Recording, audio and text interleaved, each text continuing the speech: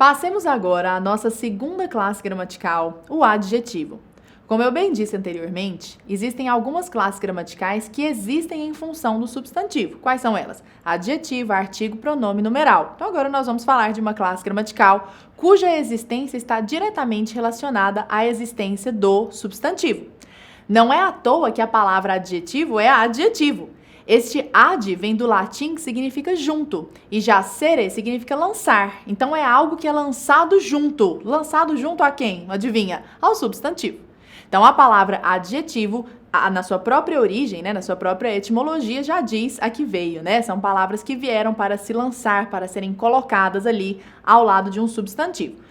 Convém dizer aqui que nem sempre é ao lado de um substantivo que o adjetivo fica. Muitas vezes esse adjetivo faz referência a um termo que está substituindo um substantivo.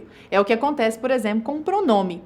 Um pronome de caráter substantivo, isso aqui é um detalhe técnico, mas que vale a pena ser dito. Um pronome de caráter substantivo serve para substituir um substantivo. Bom, mas se ele está substituindo um substantivo, ele tem o mesmo valor deste substantivo. E o adjetivo, portanto, pode a ele fazer referência. Só um detalhe técnico para nós começarmos. Olha só, qual seria então uma boa definição de adjetivo? Vai aparecer aí para você na tela. Ele é, em essência, um modificador do substantivo ou de um equivalente a substantivo, como acabei de falar. Serve para indicar-lhe qualidade, propriedade, condição ou estado. Então, indica essas quatro coisas, Qualidade, propriedade, condição ou estado de um substantivo ou palavra substantivada. Para que nós já comecemos a ver isso na prática, para não ficar um conhecimento assim pulverizado, solto, trouxe para nós aqui um poema de Cruz e Souza. Faz parte de uma sequência de poemas que ele tem em homenagem ao corpo. Então aqui ele fala sobre as mãos, tem um muito lindo dedicado aos seios, ele tem alguns poemas dedicados à parte de corpos femininos. E aí, até a título de curiosidade, o Cruz e Souza nasceu em 1861 em Florianópolis e ele era um poeta negro, num período ainda extremamente racista, Cruz e Souza nasceu ele é filho de dois ex-escravos que foram libertados e inclusive aquela família aristocrática que era dona desses dois escravos pagou pela educação de Cruz e Souza. Por isso que apesar de ser negro naquela época, imagina, nasceu em 1861, ele foi muito escolarizado, mas não por isso não enfrentou muitos preconceitos. Ele enfrentou bastante, inclusive ele foi impedido de ocupar até cargo público a propósito de sua cor, Então, até Cruz e Souza passou por uma vida muito triste, morreu de tuberculose, alguns de seus filhos também morreram de tuberculose, e quando ele morreu, ele estava muito sem dinheiro, então não foi uma vida feliz de jeito nenhum. Mas certamente foi uma vida muito profícua do ponto de vista da produção. Ele fez parte de um período chamado de simbolista, e o simbolismo buscava uma reaproximação com o plano espiritual. Aproximação essa que não estava presente de jeito nenhum no período anterior, que era o período parnasiano. O parnasianismo trabalhava muito com a questão realista, então era uma poesia extremamente crua, que falava das coisas como elas são, sem nenhuma conexão com o espiritual, sem trazer esse espiritualismo ali para dentro da poesia. Então você vai ver justamente essa conexão espiritual aqui na poesia de Cruz e Souza sobre as mãos. Diz Cruz e Souza: ó mãos ebúrneas, mãos de claros veios. Ebúrneas, só como uma dica aqui, significa de marfim. Então, mãos feitas de marfim, é um adjetivo erudito relativo a marfim. Então, ó mãos ebúrneas, brancas, claras, mãos de claros veios, esquisitas tulipas delicadas, lânguidas mãos sutis e abandonadas, finas e brancas, no esplendor dos seios. Olha, mãos abandonadas, lânguidas no esplendor dos seios. Esse adjetivo lânguidas, ele é muito único. Acho que nada substituiria um lânguido. Porque o que é algo lânguido, É um preguiçoso sensual. Sabe aquela coisa? Parece que a sensualidade é meio inimiga da pressa. Então, algo lânguido é meio que um preguiçoso sensual. Essa mão colocada ali sobre o seio está ao mesmo tempo preguiçosa e atiçando ali a libido de Cruz e Souza, ainda que seja uma libido meio castiça, digamos assim. E ele continua: mãos etéricas. Veja como aqui ele usa a palavra etérica, não etérea, inclusive, Etérea que tem a ver com essa etérica, que tem a ver com aquela duplicata energética prevista pelos espiritualistas, O pessoal chama de duplo etérico. E ele diz: mãos etéricas, diáfanas, de enleios, de eflúvios e de graças perfumadas. Eflúvio significa emanação, então que emana perfume, Que emanam, no caso, as mãos. relíquias imortais de eras sagradas, de antigos templos de relíquias cheios. E aqui ele trabalha com uma ordem inversa dos termos, colocando na ordem direta ficaria relíquias imortais de eras sagradas, de antigos templos cheios de relíquias. Então aqui seria a ordem direta, né? Ele faz uma inversão destes termos e diz de relíquias cheios. Note aqui que nessas duas estrofes deste poema, nós não temos nem sequer um único verbo. Olha o poder desta combinação explosiva de substantivo mais adjetivo. Considerando-se que o verbo é o coração da oração, ele é o ponto de partida do conceito de oração, sobre o qual nós falaremos lá em análise sintática, nós podemos ver que o verbo é muito potente dentro da língua portuguesa, mas ainda assim nós podemos construir poemas inteiros, como acabou de fazer Cruz e Souza, sem a presença de um único verbo. Até a palavra abandonadas aqui poderia ser mal interpretada como um verbo, né, no seu particípio, mas na verdade ele está sendo utilizado, até por semelhança com as outras estruturas, com o seu caráter adjetivante. Então, note como aqui nós temos inúmeros adjetivos. Vamos juntos de novo. Até, a título de curiosidade, ele grafa a palavra mãos com letra maiúscula. Nós acabamos de ver ali na aula de substantivos, que na aula passada, né, que a palavra mãos é um substantivo comum. Teoricamente, ela deveria ser grafada com letra minúscula, mas aqui ele dá esse caráter único para as mãos dela. São as mãos desta amada sobre a qual ele está falando. Então, ele diz, ó mãos ebúrneas. Ebúrneas é um adjetivo de mãos. Beleza. Mãos de claros veios. Olha que interessante, toda essa expressão de claros veios faz referência ao substantivo mãos. Então, caracterizando este substantivo mãos. Então, de claros veios é o que nós chamamos de locução adjetiva. Que é uma locução adjetiva? Quando mais de uma palavra se juntam ali para fazer a caracterização de um substantivo. Então, aqui nós temos de claros veios. E dentro desta locução adjetiva, de claros veios, nós temos um adjetivo, que é claros, que se refere à palavra veios, que é um substantivo.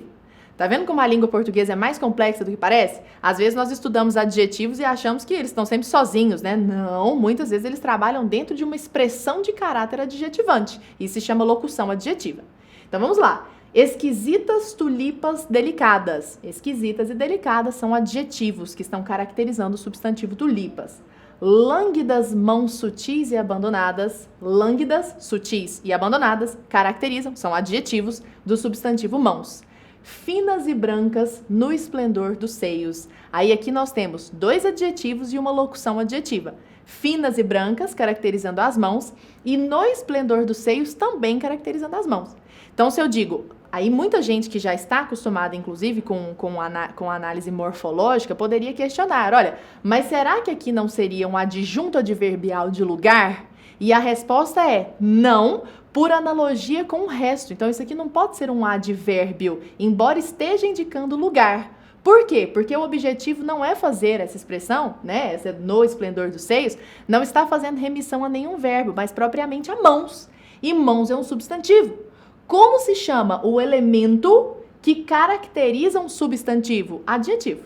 Por essência. Então, aqui ele está na sua função essencial. Só que, como é uma expressão, nós chamamos de locução adjetiva. Então, seria mãos no esplendor dos seios, né? Continua ele. Mãos etéricas, diáfanas, de enleios. Olha mais uma locução adjetiva. Vamos falar dela mais pra frente. De enleios, né? Etéricas, diáfanas, de enleios, tudo isso se referindo a mãos. De eflúvios e de graças perfumadas. De eflúvios e de graças perfumadas, locuções adjetivas de mãos. Relíquias imortais de eras sagradas, de antigos templos, cheios de relíquias. Então, aqui um monte de palavras, né, formando aí uma locução adjetiva para se referir ao substantivo relíquias. Note você, portanto, que quando nós falamos de adjetivo, nós não estamos trabalhando com uma classe gramatical tão simples como pode parecer. A palavra caracteriza substantivo. Mais ou menos, é isso, obviamente, essa é a definição. Mas ela pode sim ser vista de maneira mais complexa, como exatamente nós acabamos de mostrar. Olha que bacana, mais pra frente, lá em análise sintática, nós vamos estudar as chamadas orações adjetivas. Nós estamos longe de falar isso. Lá na frente, lá daqui a muito tempo no nosso curso, nós vamos falar de orações adjetivas. Mas eu já queria que você começasse a montar aí na sua cabeça a lógica da língua. Nós vamos falar lá pra frente de orações adjetivas. O que são orações adjetivas? Adivinha, são orações que funcionam como adjetivos. Então, por exemplo, quando o Cruz e Souza fala aqui de relíquias imortais, Imortais, claramente um adjetivo, não temos dúvida, mas ele poderia ter dito, por exemplo, relíquias que não morrem. Olha, aí quando eu digo que não morrem, aqui dentro nós temos um verbo, o verbo morrer. Isso é uma oração.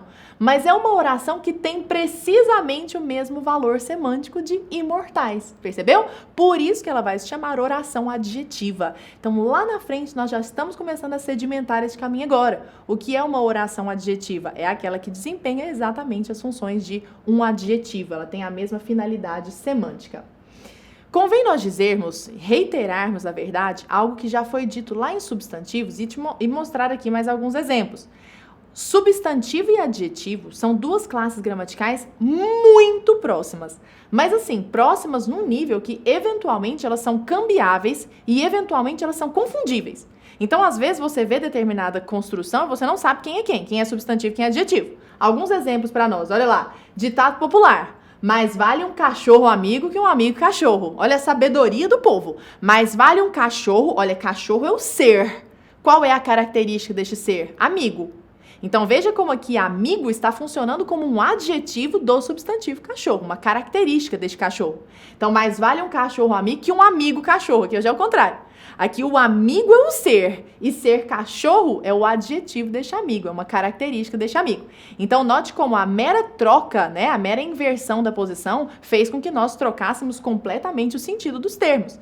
Isso é tão sério que muitas vezes você quer dizer algo e diz outra coisa. Se eu digo pobre menina rica, por exemplo, olha, pobre menina rica, essa menina é rica de dinheiro, semanticamente, mas ela é pobre por alguma outra razão, então ela é uma coitada, ela não tem autoconfiança, ou ela vive trancafiada, alguma razão que me faça entendê-la como pobre do ponto de vista da sua vivência, digamos assim. É exatamente o contrário de dizer rica menina pobre, por exemplo. Então, quando eu falo rica menina pobre, essa menina não tem dinheiro, mas ela tem outros tipos de riqueza, percebeu? Então, colocar ali a posição, pensar na posição dos adjetivos pode ser algo muito estratégico. Mais um exemplo mostrando para nós a proximidade de substantivos e adjetivos. Muitas vezes eu pego um substantivo e faço com que ele funcione como adjetivo. Se eu digo algo como os alunos do 9º ano são mais crianças do que parecem ser. Olha, crianças, nós sabemos, é um substantivo, é um nome que se dá para um ser. Mas quando eu falo que os alunos são mais crianças, o que eu quero dizer é que eles são mais infantis. Então, aqui eu estou pegando esse caráter adjetivante da palavra crianças. E a prova disso, para quem já tem uma intimidade maior com morfologia, é que essa palavra crianças está sendo modificada por um advérbio, que é o advérbio mais, nesse caso. Sacou? Então, advérbio mais, modificando um substantivo que claramente aí está funcionando como adjetivo. Tudo isso para dizer que substantivo e adjetivo são muito próximos. Para nós fecharmos esse assunto da proximidade substantivo e adjetivo, eu gostaria de trazer aqui a abertura daquele que, na minha opinião, é o melhor livro de Machado de Assis, que é Memórias Póstumas de Brás Cubas. Olha, diz o Machado de Assis, diz o Brás Cubas, na verdade, né, o personagem, ali na abertura do seu livro. Ele fala o seguinte, só para contextualizar aqui, para quem não tá lembrando muito bem da história, o Brás Cubas morreu, por isso se chama Memórias Póstumas de Brás Cubas, e ele decide escrever a sua autobiografia após a sua morte. Então ele já é uma pessoa morta quando ele fala, vou escrever a minha biografia. E é justamente brincando com essa realidade que ele abre as memórias dele dizendo o seguinte: algum tempo hesitei se devia abrir estas memórias pelo princípio ou pelo fim, isto é, se poria em primeiro lugar o meu nascimento ou a minha morte.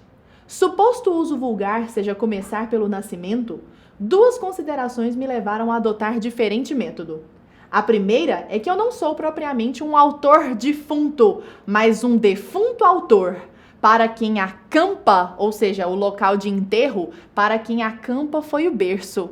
Porque ali daquele local de enterro que é a campa, né, o jazigo, digamos assim, foi dali que ele nasceu. Então, nasceu, inclusive, para escrever suas memórias. Então, a campa foi para o Brás Cubas o berço, porque ali ele se criou, ele nasceu novamente, né? A segunda razão, ele diz, a segunda é que o escrito ficaria, assim, mais elegante e mais novo. Tudo isso para dizer que, veja o jogo semântico aqui, né? Ele não é um autor defunto, mas um defunto autor. Muda tudo. Quando eu falo um autor defunto, autor é o próprio ser. Qual é a característica deste ser? Ele é defunto. Então, é um autor que já morreu. Percebeu? Até substituir aqui o defunto por uma oração adjetiva, para ficar mais fácil de você entender. Ou seja, ele não é um autor que tem a característica de ser defunto. Não é isso que ele quer dizer. Ele é um defunto, é o ser defunto, cuja característica é ser autor. Então, ele é um defunto que é autor. Aí, autor passa a ser justamente a característica. Passemos agora à classificação dos adjetivos. Fizemos ali a classificação dos substantivos, chegou a vez dos adjetivos. Os adjetivos podem ser classificados como primitivos ou derivados, simples ou compostos. Então veja que aqui a classificação é um pouco mais simplificada que a do substantivo. O que são adjetivos primitivos? Nem vou perder muito tempo explicando, porque você já ficou esperto lá com os substantivos. São aqueles que aparecem sem prefixo nem sufixo, ou seja, são aquelas palavras inaugurais. Elas não provêm de ninguém, elas não vêm de ninguém. Elas são as palavras inaugurais no idioma. Então, quando eu digo, por exemplo, capô cinza, olha, essa palavra cinza aí, originalmente, até é bom fazer essa observação aqui, porque já já ela vai ser muito importante. Originalmente, a palavra cinza é um substantivo. É o nome que se dá aos restos de alguma coisa queimada. Então, você olha, por exemplo, para os restos de um cigarro e fala, ali estão as cinzas do cigarro, por exemplo. Então, cinza originalmente é um substantivo. Mas aqui ele está sendo empregado como adjetivo. Então, capô cinza é uma palavra inaugural, tá bom? Sorriso torto, por exemplo, roupa formal. Então, quando eu digo roupa formal, essa palavra formal é inaugural. Um adjetivo derivado, por sua vez, é aquele que provém de um primitivo. Então, se em vez de cinza eu uso acinzentado, por exemplo, eu pergunto para você, de onde vem o adjetivo acinzentado? Evidentemente, ele vem com o acréscimo de um prefixo e de um sufixo a partir do adjetivo cinza, né? Quando eu digo, por exemplo, um caminho obviamente é um substantivo, né? Caminho tortuoso. Olha, tortuoso é um adjetivo que, formado por derivação sufixal, o acréscimo de um sufixo, vem de torto. Então, torto, adjetivo primitivo, dá origem ao adjetivo derivado tortuoso. Contrato formalizado. Formalizado vem ali de formal, né? Então, essa classificação é muito simples. Agora, um adjetivo simples ou um adjetivo composto? Assim, mesmíssimo raciocínio lá dos substantivos. Adjetivo simples e adjetivo composto. O simples é aquele que apresenta apenas um radical. Lembrando que radical, você já anotou lá na aula de substantivos, é aquela parte que guarda a significação básica da palavra. Lembra? É a alma da palavra. Se eu pego, por exemplo, gelo, gelado, geladeira, geleira, olha, são palavras aí de classes gramaticais diferentes, inclusive, mas que guardam a mesma alma, que é essa alma G-E-L, gel, percebe? Então, ela é um radical ao redor do qual orbitam, né, ali as palavras chamadas de cognatas, que são palavras irmãs que orbitam em torno do mesmo radical. Alguns exemplos de adjetivos compostos. Veja só, cidadão surdo-mudo, por exemplo. Então, surdo-mudo, ali são dois radicais que se uniram para formar um adjetivo composto, que aqui está caracterizando o substantivo cidadão.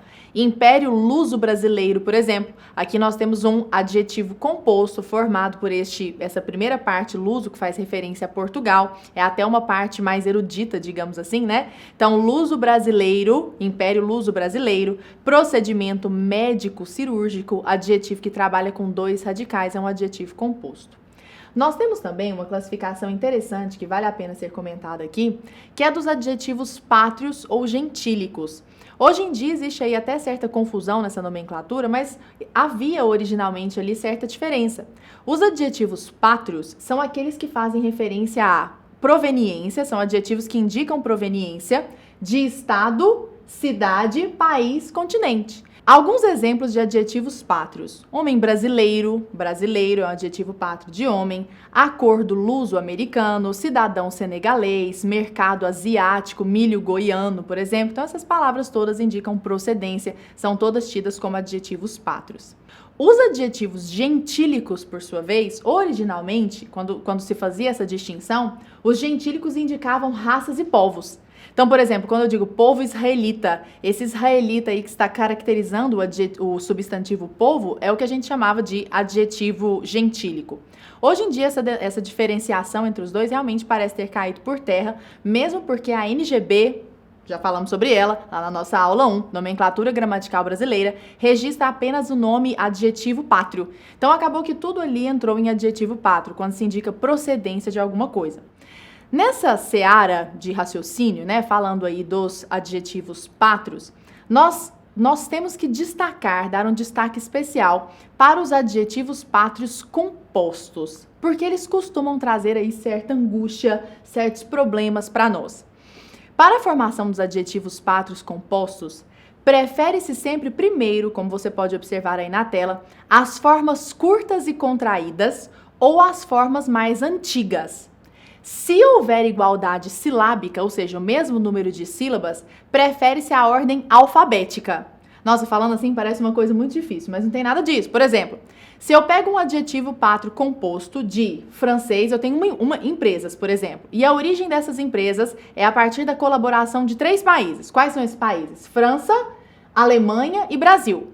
Eu vou dizer que essas empresas são, portanto, veja só, franco-teuto-brasileiras. Então, note como a preferência aqui na ordem de colocação das partes deste adjetivo composto, a preferência é, primeiro você usa a forma contrata, essa forma reduzida franco, começada com F, porque na ordem alfabética F vem na frente de T, percebeu? Depois você usa a forma contrata teuto, que faz referência à Alemanha, e por fim você deixa a forma não contrata, então deixa a forma desenvolvida, brasileiras. E lembrando, inclusive, que só o último elemento que varia. Você não vai jamais cogitar falar algo como empresas francos, teutas, sei lá, brasileiras, por exemplo. Nada disso. Os 2 primeiros elementos absolutamente intactos da sua forma original e só o último elemento varia para fazer a devida concordância, tanto em gênero como em número. Então, olha lá, ó, empresas franco-teuto-brasileiras. Acordo, por exemplo, nipo-hispano-dinamarquês. Olha, acordo nipo-hispano-dinamarquês. Nipo é um adjetivo contrato que faz referência ao Japão. Hispano faz referência à Espanha. E dinamarquês, evidentemente, faz referência aí à Dinamarca. Por que o nipo veio à frente ali do hispano? Porque hispano tem 3 sílabas. Entendeu? Agora fez sentido aquela observação inicial. Se você tem um primeiro adjetivo que tem só 2 sílabas e o segundo tem 3 sílabas, a preferência é sempre pelo de menor sílabas no começo. Então, nipo-hispano-dinamarquês. Culturas afro-brasilo-espanholas, por exemplo. Afro, 2 sílabas, brasilo, 3 sílabas, espanholas, aqui já é a forma desenvolvida. Documento fino, que diz respeito especificamente à Finlândia, já tinha ouvido isso?